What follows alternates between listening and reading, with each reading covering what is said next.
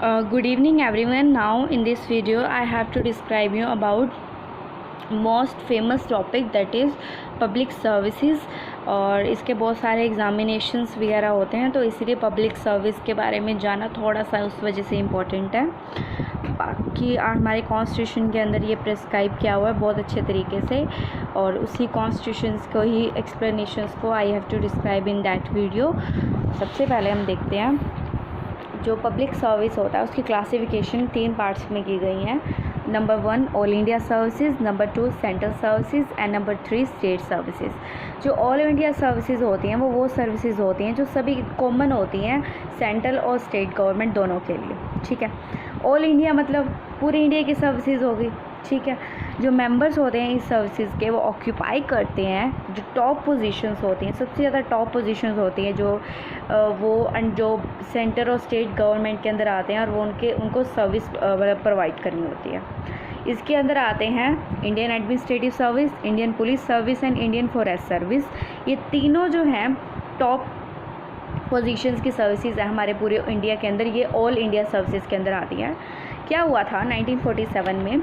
In 1947 the Indian civil services was replaced by the IS। पहले इसे Indian civil services बोला जाता है और कई जगह पे भी इसको सिविल सर्विसेज बोला जाता है। ICS इंडियन सर्विसेज को रिप्लेस किया गया था, इसको बोला जाने लग गया Indian administrative service. And the Indian police जो थी उनको रिप्लेस किया गया था इंडियन पुलिस सर्विस। पहले सर्विस नहीं लगाया हुआ था, बाद में सर्विस लगा, और फिर इनको रिकॉग्नाइज किया गया कॉन्स्टिट्यूशन के द्वारा as a all India services. जो इंडियन फॉरेस्ट सर्विस है वो बाद में आई थी। इन 1966 के टाइम पे इंडियन फॉरेस्ट सर्विस जो है वो इस्टेब्लिश की गई थी as a third all India service, ठीक है। उसके बाद जो इसके अंदर एक जो राज्यसभा है उनके पास पावर होती है, वो इंट्रोड्यूस करते हैं इन सर्विसेज के पर्सनस को with no less than 2/3 majority, मतलब 2/3 मेजोरिटी से कम नहीं होना चाहिए। फिर उसके बाद जो ऑल इंडिया सर्विसेज एक्ट है 1951 का, वो ऑथराइज़ करता है सेंट्रल गवर्नमेंट को रूल्स बनाना in consultation with the state government. Central government ये ऑथराइज़ करता है सेंट्रल गवर्नमेंट को टू मेक द रूल। इनको रूल तो सेंट्रल गवर्नमेंट को रूल तो बनानी है, उनको ऑथराइज़ किया गया है ऑल इंडिया सर्विसेज एक्ट 1951 के बाद, लेकिन वो कंसल्शन भी लेनी पड़ेगी स्टेट गवर्नमेंट की, क्योंकि जो रेगुलेशन सारी रिक्रूटमेंट और सर्विसेज कंडीशंस की जो सारे मेंबर्स होंगे ऑल इंडिया सर्विसेज के, क्योंकि वो स्टेट के अंदर ही तो जाएंगे आगे, तो इसीलिए स्टेट की कंसल्शन वहाँ पे लेनी बहुत ज़्यादा ज़रूरी है। फिर आता है UPSC क्लियर। जिसने भी UPSC एग्ज़ाम जो क्लियर कर लिया वो कोई भी जैसे अगर कोई भी चेंज अगर उसके अंदर अगर कोई भी चेंज लाना है उस एग्ज़ाम के प्रोसीजर कोई कुछ भी लेके, तो वो सेंट्रल गवर्नमेंट लाएगी। फिर आता है जो मेंबर होते हैं इस सर्विसेज के, वो रिक्रूट किए जाते हैं और ट्रेन किए जाते हैं सेंट्रल गवर्नमेंट के द्वारा, but are assign to different state for work. ये जो सारे मेंबर्स होते हैं सर्विसेज के, उनको ट्रेन किया जाता है LBSNA में, और लाल बहादुर शास्त्री जो वहाँ पे इनकी ट्रेनिंग होती है, लेकिन जिनको असाइन किए जाते हैं अलग अलग स्टेट्स काम के लिए, ठीक है। ये बिलोंग करते हैं अलग अलग स्टेट से कैडरे से, लेकिन जो सेंटर है having no cadre of its own in this regard, लेकिन सेंटर का खुद का कोई यहाँ पे जो कैडरे है वो मौजूद नहीं है। It must be noted here that irrespective of their division among different state each of the all India services from a single service. एक सिंगल सर्विसेज को इन्होंने अलग अलग उनकी वो उसमें डिविजन्स करा है स्टेट के अंदर, उनके राइट्स भी कॉमन होंगे, स्टेटस भी कॉमन होगा, जो स्केल्स होंगी वो भी सब यूनिफॉर्म स्केल्स होंगी, जो उनको सैलरीज वगैरह मिलेगी सब होगा।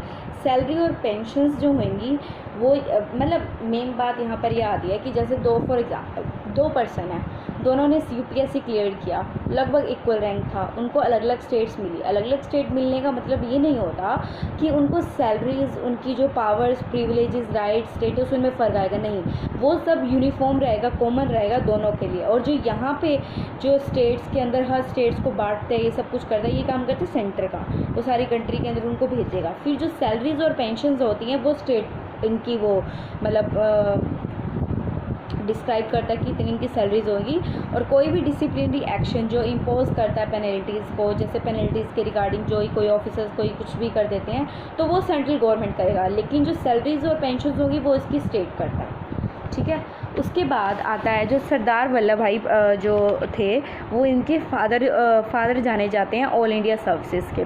सरदार वल्लभ भाई the chief protagonist of all India services in the Constitution Assembly, hence he come to be regarded as the father of all India services. फिर ये हो गया. फिर आता है सेंट्रल सर्विसेज. सेंट्रल सर्विसेज बोलती हैं this personal of central services work under the exclusive jurisdiction of the central government. जो ये सेंट्रल सर्विसेज के जो एम्प्लॉय होते हैं, जो इनके वो काम करते हैं, जो जुरिस्डिक्शन सेंट्रल गवर्नमेंट प्रोवाइड करती है. कॉमन सी बात है, जो सेंट्रल सर्विसेज है वो सेंट्रल गवर्नमेंट जो उनको जो जुरिस्डिक्शन जो प्रोविजंस बताएगी वो उनके अकॉर्डिंग उनको काम करना पड़ेगा. They hold the specialise functional and technical position in various department of the central government. ये एक स्पेशलाइज पोजीशंस भी अक्कर करते हैं सेंट्रल गवर्नमेंट के अलग अलग डिपार्टमेंट्स के अंदर, जैसे फंक्शनल, टेक्निकल, इनमें. ठीक है. पहले क्या हुआ था, इनके पहले 1947 से पहले इनको कैसे मतलब इस्टेब्लिश किया गया था. 4 क्लासेस के अंदर इनको बांटा जाता था, class 1, class 2, subordinate and inferior. फिर इससे क्या लगने लगा लोगों को भी, नॉमेनक्लेचर इसमें क्रिएट कर रहे हैं. फिर आफ्टर 1947 इनको 4 ही पार्ट्स में डिवाइड किया, लेकिन इनके नेम ख़त्म कर दिए, क्लास 1, 2nd, 3rd, 4th ऐसे कर दिया. फिर आफ्टर 1974 इनको बांटा गया group A, group B, group C, group D.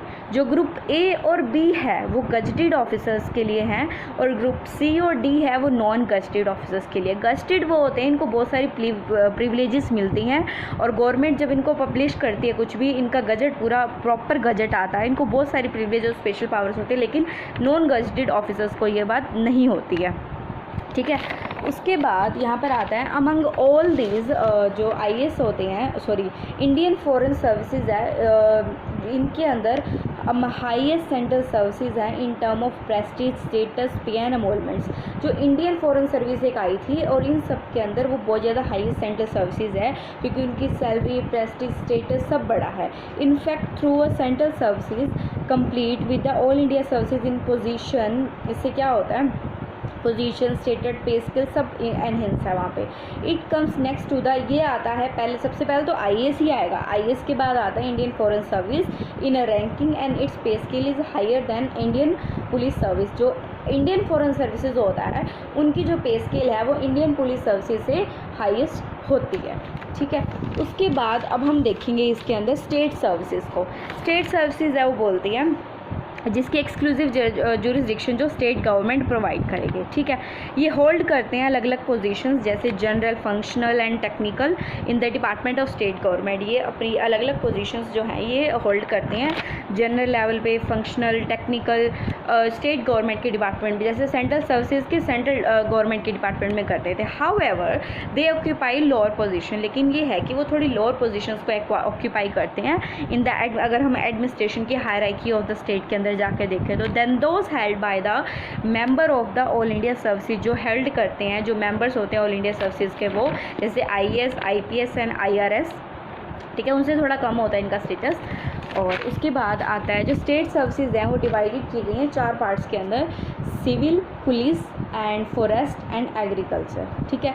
Like the central services, जो स्टेट सर्विसेज हैं वो भी क्लासीफाइड की गई हैं 4 कैटेगरीज के अंदर. क्लास 1 के अंदर ग्रुप 1 और ग्रुप A बोला जाता है, क्लास 2 को ग्रुप 2 और ग्रुप B बोला जाता है, क्लास 3 को ग्रुप 3 और ग्रुप C बोला जाता है, क्लास 4 को ग्रुप 4 और D बोला जाता है. इसके अंदर भी वैसा होता है, जो ऊपर वाली क्लास होती है 1st और 2nd वो गजटेड होती है, और दूसरी वाली सेम एज नॉन गजटेड होती है. गजटेड को स्पेशल प्रिविलेजेस मिलती है, उनको स्पेशल प्रिविलेजेस नहीं मिलती, और गजटेड को ऑफिशियल गजट के अंदर कुछ भी होता है वो पब्लिश किया जाता है. जो ऑल इंडिया सर्विसेज एक्ट है 1951 का, वो स्पेसिफाई करता है कि जो सीनियर पोस्ट है वो एक्सीड नहीं करनी चाहिए 33 से, मतलब 1/3% से in the IAS, IPS, IFS जो रिक्वायर्ड की गए हैं प्रमोशन के लिए, ऑफिसर्स के लिए जो स्टेट सर्विसेज के अंदर एम्प्लॉयड हैं, उनके 1/3% से ज़्यादा एक्सीड नहीं करनी चाहिए. जो ये प्रमोशंस बनाए जाएंगे, जो रिकमेंडेशन देती है, जो सिलेक्शन कमेटी होती है कॉन्स्टिट्यूट की जाती है, उनका हर स्टेट के लिए एक कमेटी होती है जो प्रिजाइड करती है, सारे चेयरमैन जो प्रिजाइड की जाती है, चेयरमैन और जो मेंबर होते हैं UPSC के, उनके द्वारा. तो उनके द्वारा उनको प्रमोशंस वगैरह भी ऐसे मिलती है. ये था हमारा टॉपिक का फर्स्ट पार्ट. नेक्स्ट पार्ट में I have to completed the public service commission.